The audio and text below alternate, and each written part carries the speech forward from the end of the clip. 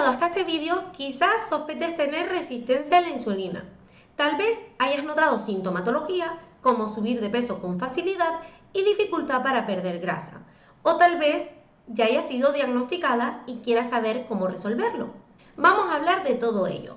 Pero primero, si crees poder tener un problema hormonal, si estás interesada en temas relacionados con la nutrición, metabolismo, hormonas, o quieres aprender a comer y adelgazar sin dietas, suscríbete y dale a la campanita para que estés al corriente de todos los vídeos que voy sacando. Y ahora sí que sí, empezamos.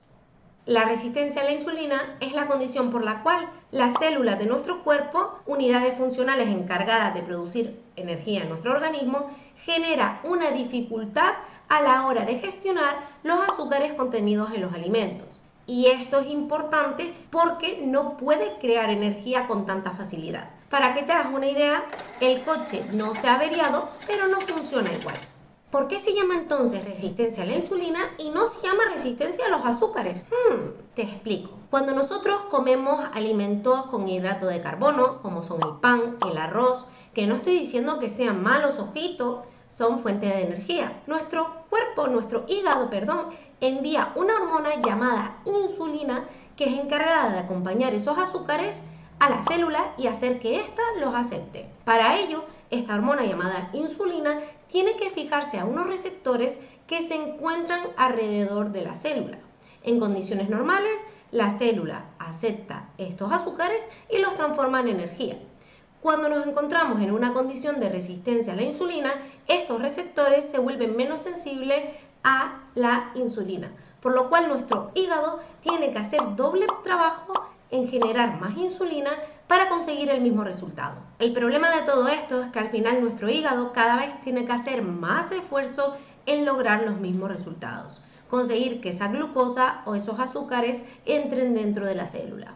Si tú echaras demasiadas horas de estudio o demasiadas horas en el trabajo, llegaría un momento en el que colapsarías. Pues aquí pasa lo mismo.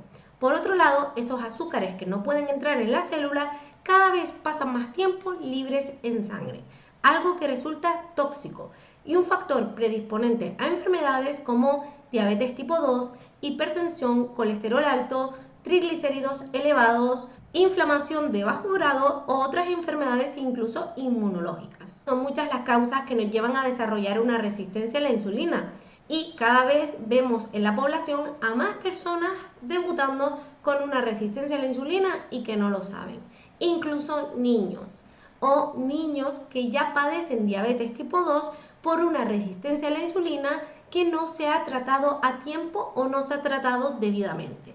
Por lo tanto, es importante conocer tanto las causas como la sintomatología para poder detectar a tiempo y que no lleguemos a desarrollar enfermedades. Entre las causas más comunes que nos pueden llevar a desarrollar una resistencia a la insulina tenemos épocas de exceso. Épocas en las que hemos comido mucha cantidad de alimentos y esto se ha prolongado en el tiempo, o épocas en las que hemos comido demasiados alimentos industrializados o bollería industrial, alimentos precocinados, etc. También épocas en las que hemos consumido mucho alcohol o hemos salido de fiesta muchas noches, también puede hacer este alcohol que desarrollemos una resistencia a la insulina, o incluso épocas de mucho estrés en las que muy probablemente se den la mano con algunas de las causas anteriores. Por otro lado, los medicamentos, puesto que algunos medicamentos como los corticoides o incluso las anticonceptivas podrían dar lugar a un sobrepeso o a una resistencia a la insulina. Y por otro lado, la predisposición que viene de los genes. Si tengo familiares que tienen síndrome de ovario poliquístico o alguna patología que tenga esa dificultad de gestionar la glucosa, como por ejemplo la diabetes, pues ya sé que tengo más facilidad o que probablemente yo haya desarrollado facilidad para poder desarrollar resistencia a la insulina.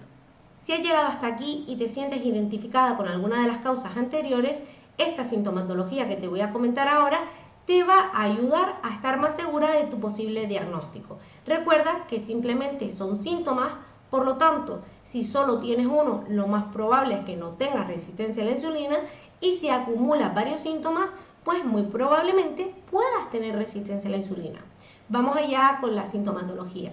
acúmulo de grasa en la tripa y concretamente si eres mujer en la zona abdominal baja, zonas del cuerpo oscuras como axilas, ingles, nuca o cualquier pliegue. Por otro lado, granitos en los tríceps o puntos rubí, que vienen a ser esos puntitos como de sangre que nos salen en el cuerpo y que si aprietas parece que se va el color, pero luego vuelve. Antojos insaciables por el dulce, concretamente después de las comidas o en la tarde o a media mañana. Sueño tras las comidas copiosas o al comer arroz o al comer lácteos. Cambio de humor cuando se acerca la hora de comer y poca flexibilidad para poder tolerar el hambre, concretamente irritabilidad a esta hora. Se pueden llegar a observar cambios en el proceso de ovulación como irregularidad menstrual o que te cueste quedarte embarazada si lo estás buscando. Y facilidad para contraer infecciones como por ejemplo si eres mujer, candidiasis vaginal recurrente. Y por último, y no menos importante, tener la glucemia alta en analíticas. ¿Cómo resuelvo entonces la resistencia a la insulina?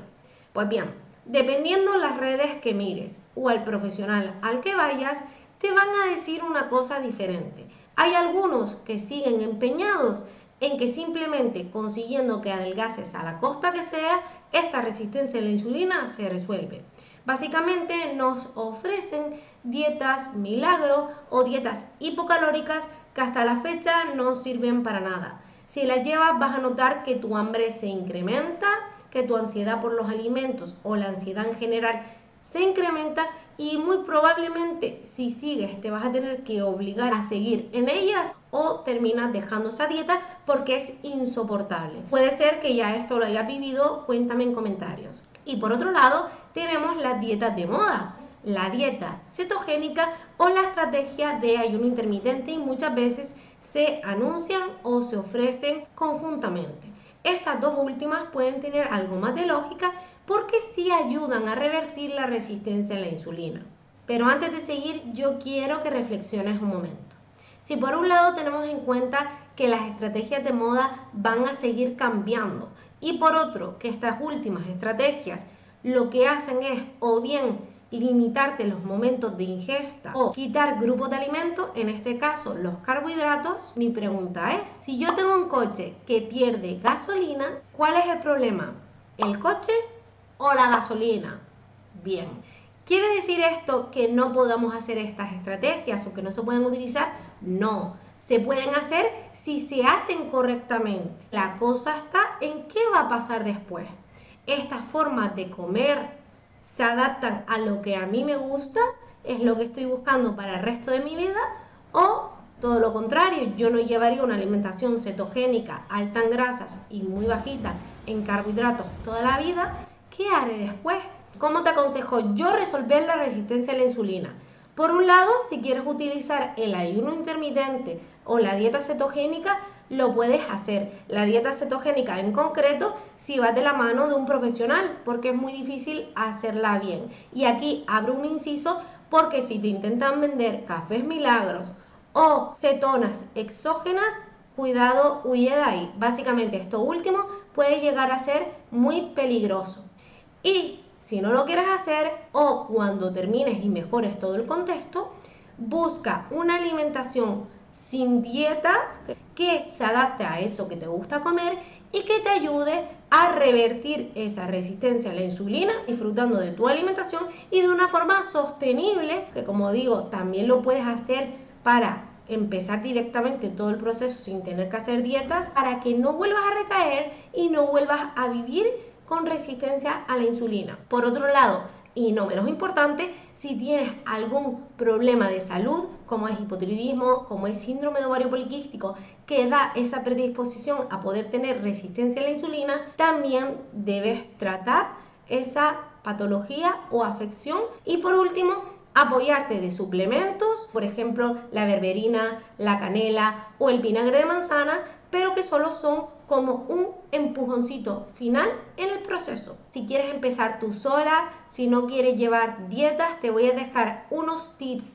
para que empieces a revertir esa resistencia a la insulina en el blog que tienes aquí abajito el enlace. Por último, decirte que recuerdes pensar en tu salud psicológica, que cualquier plan de alimentación que hagas sea amistoso y llevadero para ti. Si crees tener un problema de relación con la comida o estás buscando el embarazo, no hagas dieta cetogénica y tampoco ayuno intermitente, y menos sin estar supervisada de un profesional. Si te gustó, recuerda darme un like para apoyar el canal, comenta lo que quieras que estaré pendiente para contestarte, y me puedes seguir en las otras redes sociales donde puedes encontrar más información. Un besito, hasta pronto.